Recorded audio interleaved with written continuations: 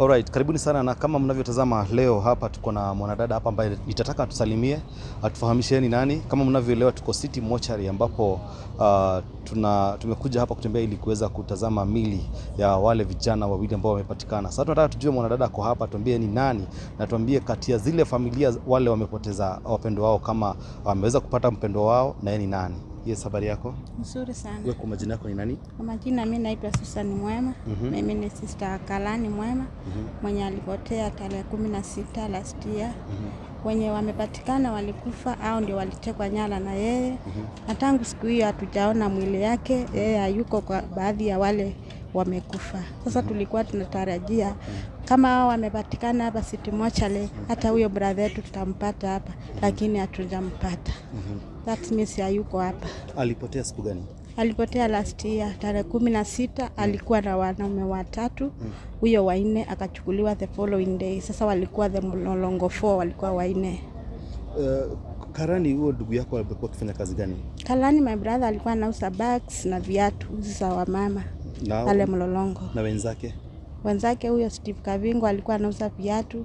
Hao wengine sijajua vizuri alikuwa anafanya kazi gani, lakini kuna mmoja wa boda boda. Na mimi kama mnavyofahamu, unajua kiwa ndugu yako kuna vile unafahamu maybe kuna vile alikuwa anahusika na mambo yote yanahusika na serikali. Mradhangu sijaiona akihusika na mambo ya serikali. Hata ukiangalia katika mtandao yake hakuna mahali alikuwa anahusika. Hakuna siku moja alituambia anatafutwa ati amefanya kitu, amekosea mtu. Hata tulishangaa sana kusikia brother yetu ametekwa nyara. Na maybe kwa wale waliona hiyo siku akitekwa nyara, waliweza kupatia information walitekwa nyara kwa njia gani ama kivipi? Walikuwa kwa boda boda, kwa huyo mmoja wao rafiki wao walikuwa wanaenda Kitui Mission. Sasa tutamlolongo tuadhiriba, hapo ndio walienda missing na simu zao zikasimika. Walikuwa kwa boda boda wakienda mission ni aina gani? Hizi tuchadesa nini sherehe. Na mwenzao akakuja sasa huyo alichukuliwa the following day. Steve Kavingo pia ni rafiki yake. Hao walikuja kwa nyumba yake, bibi akiona wakamchukua. Walikuwa wanaume wamejifunga mask, walikuwa na guns. Sasa ungejua ni askari ni wakina nani, hakunge kujulikana. Na hata gari haikujulikana wamembeba na gari ina gani?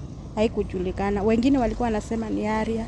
Sasa venye tulienda huko kuangalia, kuna watu walikuwa wameshuhudia asubuhi. Waliingia wanaume 4 kwa nyumba, wakamwambia kijana vaa nguo haraka, alikuwa kwa bafu. Bibi yake akaambiwa lala chini.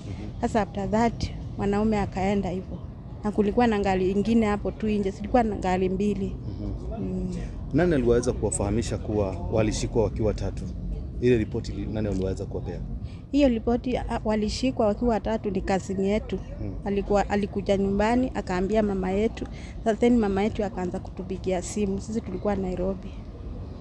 Na maybe nyinyi katika kuangalia ile kifamilia, unajua kuna ile familia mkikaa chini mkiangalia mnaweza fikiria ndugu yenu walishikwa kwa nini. Unaweza kuwa maybe kuna biashara nyingine ya kando walikuwa wanafanya, ama kuna kitu yote kingine walikuwa unajua. Kama mkiangalia kwa page zake na venye umetuelezea pia wenzake hakuna story na maneno na wamejidvolve na serikali. Maybe kuna biashara nyingine maybe za kando walikuwa wameweza kufanya, ama mahali walikuwa na hapana ugomvi mahali. Hakuna. Hakuna, labda tu hii mambo ya siasa ya hii walikuwa wanaandamana, labda tu hiyo ndio tunafikiria. Tuna nini nyingine tunajua.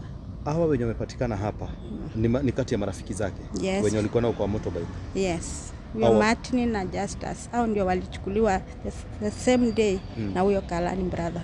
Mumeweza kufahamishwa Martin na Justus wamepatikana pande gani?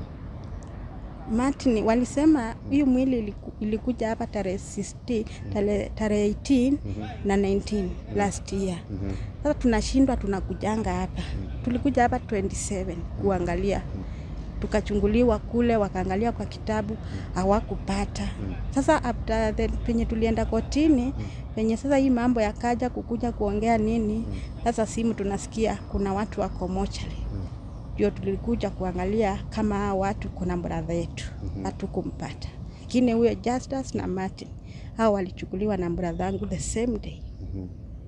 Na kwa hivyo mmekuwa mkikuja kuangalia na hampati miili yote, hamwambiwi miili yote, but after story ya kwenda kotini ndio imekuja ku happen na Yes. iko hapa. Ndio sasa tulijua mili iko hapa, tukakuja kuangalia. Sasa penye tulikuja na hii familia ingine ya kina Martin na Justus, ndio sasa walifahamishwa hao wote wawili wamepatikana hapa.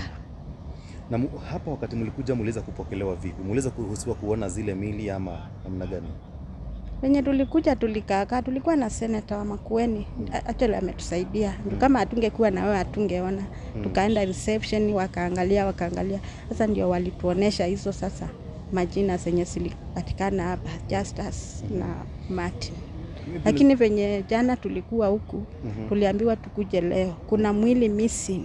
Iko tu hapa, hawajui, wanataka kuchunguza unaweza kuwa ni wakina nani. Sasa sisi tulikuja tukijua maybe ni brother yetu ako hapa, tunataka kujua. Lakini penye tulikuja hakuna mtu alitushughulikia, tuko tu. So wanahakikisha kuna mwili moja missing imeingia lakini hawaipati. Wanasema hawajui iko wapi, na walituambia tukuje leo, wataangalia leo. Lakini wamefunga wako. Hamjapata hiyo. Hatujapata kabisa. Hamjaweza kuconfirm. Sasa mpaka Monday. Maybe zile familia zingine wanasemaje, mipango yao wanasemaje maybe kuhusiana na mambo na mazishi and all that? Ama wanasema watagoja pia nyinyi muweze kupata mwili wenu?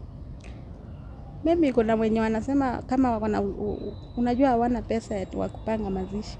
Ni usaidizi, watasaidiwa.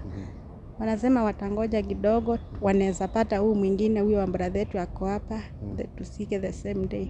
Bado wanangoja, hawana haraka. Na mumetoka kaunti gani? Machakos. Machakos County. Yes. Okay. Kando na hao Kalani na rafiki zake hao wawili, kuna huyu mwingine wa nne anaitwa Steve. Yes. Alikuwa in any way anajuana na kina Kalani? Yes, ni marafiki. Kwanza huyo ni rafiki ya Kalani sana, huyo Steve Bisi. So wote wanne walikuwa marafiki? Wote ni marafiki. Wote wanajuana na wanaishi Mlolongo. Wanafanya tofauti biashara. But mahali pamoja? But wanaishi Mlolongo lakini si nyumba moja. Mlolongo area. Lakini kazi wanafanyia mahali pamoja? Si mahali pamoja. Kama bradhangu afanyi pamoja na huyo Mbisi na huyo mwingine wa bodaboda, si pamoja lakini ni Mlolongo. Lakini ukienda mahali utawapata wote pamoja, ni marafiki. Na ineni hakuna mahali mnashuku inaweza kuwa kuna mtu walicheza naye kibiashara mahali ama ugomvi mahali? Hapana. Hakuna mahali tunashuku kabisa. Wale wanafanya kazi na hao marafiki niliongea na wao. Wanasema hao watu hawakuwa na shida yoyote. Hata wao walistuka penye hao walienda tu. Unatuambia kuna hao Karani na hao wengine wawili ambao miili yao imepatikana, walishikwa siku moja. Na kuna huyu Mbisi ambaye alikujiwa the next day. Na kulingana na venye bibi yake anaelezea, kuna jinsi ambapo kulingana na maelezo yake, unaona ni mapolisi, ni squad ya polisi ambayo imekuwa ikitumika kwa wakati mrefu kufanya kidnapping hapa nchini, ama hawa ni watu walikuwa na nia nyingine? Hao ni polisi. Actually ni polisi tu waliwashika. Mapolisi tu ndio wamehusika. Walikuwa na pingu? Yes. Sawa, pole sana. And let's hope for the best. Ni sawa. Asante. Maybe mambo yote itakuwa na kila kitu itakuwa sawa. Asante. Namba kwa wale yes.